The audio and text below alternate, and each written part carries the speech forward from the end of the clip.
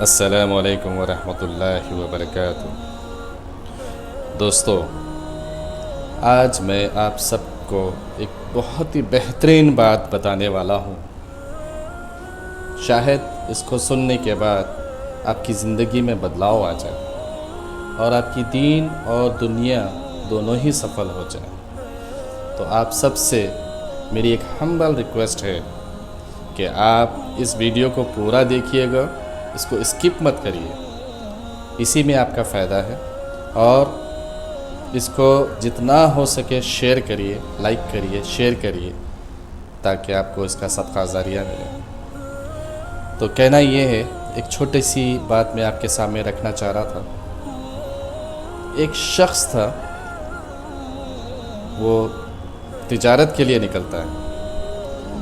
تو پہلے کے زمانے میں لوگ تجارت کے لیے ایک گاؤں سے دوسرے گاؤں کو نکل جاتے تھے پیدل۔ تو وہ پیدل اپنی تجارت کے لیے جا رہا تھا کسی اور گاؤں۔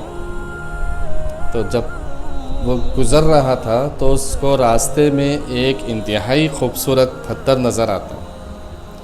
تو سوچتا ہے کہ یہ پتھر تو بڑا خوبصورت ہے، اسے میں لے جاؤں گا اپنے گھر، اپنے بچوں کو دوں گا تو بچے کھیل لیں گے، اس سے خوش ہو جائیں گے۔ اس نیت کے ساتھ اس نے اس پتھر کو اٹھایا اور اپنے بیگ میں ڈالا، گھر آیا۔ جب واپس گھر آیا تو کافی رات ہو چکی تھی۔ سوچا کہ ابھی تو رات ہو گئی ہے، تو صبح جب ہوں گی تب بچوں کو میں دوں گا۔ تو اس پتھر کو اس نے ایک کمرے میں رکھ دیا۔ رکھنے کے بعد وہ خود بھی سو گیا۔ ذرا رات میں اس کو ضرورت محسوس ہوئی، یعنی ٹوائلٹ محسوس ہوا۔ تو وہ ٹوائلٹ جانے کے لیے اٹھا تو دیکھتا ہے کہ جس کمرے میں اس نے وہ پتھر رکھا ہے اس کمرے سے روشنی آنے لگی، انتہائی کمرہ روشنی سے بھرا ہوا ہے۔ تو یہ بندے نے سمجھ گیا کہ یہ پتھر کوئی معمولی نہیں ہے، بلکہ یہ بہت ہی قیمتی اور نایاب پتھر ہے۔ تو اس کو وہ اٹھا کر بڑی حفاظت سے اپنے جو اس زمانے میں جو بھی اس کا سیف ہوتا تھا، لاکر ہوتا تھا، اس میں رکھ دیا اور صبح ہونے کا انتظار کیا۔ جیسے ہی صبح ہوتی تو وہ ایک جوہری کے پاس گیا۔ جوہری کے پاس جانے کے بعد جوہری اس کو پرکھ کے کہنے لگا کہ یہ پتھر نہیں بلکہ ایک بہت ہی قیمتی اور بہت ہی نایاب ہیرا ہے، جس کی قیمت میری ساری دکان دے دوں تب بھی ادا نہ ہو سکے، لہٰذا آپ کسی بڑے جوہری کے پاس جائیے۔ تو وہ اس سے بھی بڑے جوہری کے پاس جاتا ہے۔ تو اس بڑے جوہری نے بھی اس کو پرکھ کے کہنے لگا کہ اس کا اتنی قیمت ہے کہ میں کیا اس شہر کے تمام جوہری بھی اس کی قیمت ادا نہیں کر سکتے، لہٰذا آپ اس وقت کے بادشاہ کے پاس جائیے، سوا بادشاہ کے اور کوئی اس کی قیمت ادا نہیں کر سکتا۔ تو وہ چلے گیا بادشاہ کے پاس، وقت کا جو بھی بادشاہ تھا۔ تو بادشاہ کے جو دربار کے جوہری تھے، وہ جوہریوں نے اس کو پرکھ کے بولے کہ حضور، یہ انتہائی قیمتی اور انتہائی نایاب ہیرا ہے، جس کی قیمت آپ کے دربار سے، آپ کے دربار کے خزانے سے، آپ کے خزانے سے بھی ادا نہیں کی جا سکتی۔ اگر آپ کا تمام خزانہ بھی دے دیا جائے اس کے بدلے میں، تب بھی اس کی قیمت ادا نہیں ہوگی۔ تو بادشاہ کو تو ایسی چیزیں چاہیے۔ بادشاہ بولتا کہ مجھے تو یہ چاہیے۔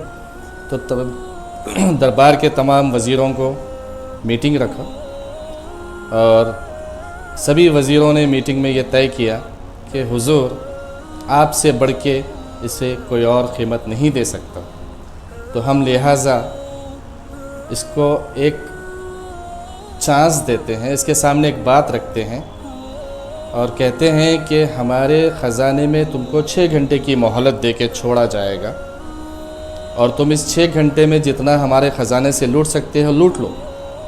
اس کے بعد یہ ہیرا ہمارا ہوگا اور یہ تم نے جو لوٹا ہوا خزانہ ہے وہ آپ کا ہوگا۔ تو اس کے سامنے جب یہ بات رکھی جاتی تو وہ بندہ سوچتا کہ اس سے بڑھ کے مجھے اور کوئی نہیں دے سکتا، تو یہ راضی ہو جائے۔ یہ راضی ہونے کے بعد اس کو خزانے میں چھوڑا جاتا ہے بادشاہ کے۔ جب بادشاہ کے خزانے میں چھوڑا جاتا ہے تو وہ بادشاہ کا خزانہ ہے، چاروں طرف گھومتا پھرتا، کہیں ہیرے زوارات رکھے ہوئے، کہیں جو ہے اشرفیاں رکھے ہوئے، کہیں سونے کی اینٹیں رکھے ہوئے، ساری چیزیں اٹھا اٹھا کر دیکھتا اور بڑا خوش ہوتا، کہتا کہ یہ بھی لے لوں گا، یہ بھی لے لوں گا، یہ بھی لے لوں گا۔ تمام چیزوں کو وہ سوچتے، تصور کرتے، یہی لے لوں گا، یہ بھی لے لوں گا، سبھی لے لوں گا۔ تو گھومتے پھرتے بہت تھک جاتا، تھکنے کے بعد اس کو کہیں ایک چارپائی نظر آتی، تو اس نے سوچا کہ 6 گھنٹے تو بہت ہے میرے لیے، کچھ دیر میں آرام کر لوں، پھر اس کے بعد سارا خزانہ میں لوٹ کر چلے جاؤں گا۔ جیسے وہ چارپائی پہ لیٹتا، اسے نیند لگ جاتی۔ جب نیند لگ جاتی تو دربار کے سپاہی لوگ آتے، دیکھتے کہ یہ تو سو رہا ہے، تو اس کو جگاتے نیند سے اور بولتے کہ تیرے 6 گھنٹے کی مہلت ختم ہو چکی ہے اور تو نے کچھ نہیں لیا، ابھی تم دربار خزانے کے باہر نکلو۔ اسے لات مار کے خزانے کے باہر نکال دیا جاتا۔ تو اس سے ہم کو کیا سبق ملتا میرے بھائیوں بہنوں؟ میں آپ سب سے یہ سوال کرتا ہوں، اس سے ہمیں کیا سبق ملتا؟ سبق بہت ہی سیدھا ہے، بہت آسان ہے سمجھنے والی بات۔ اگر آپ سمجھو گے نا تو شاید آپ کی آخرت، آپ کی زندگی، آپ کی دین اور دنیا سبھی بن جائے گی۔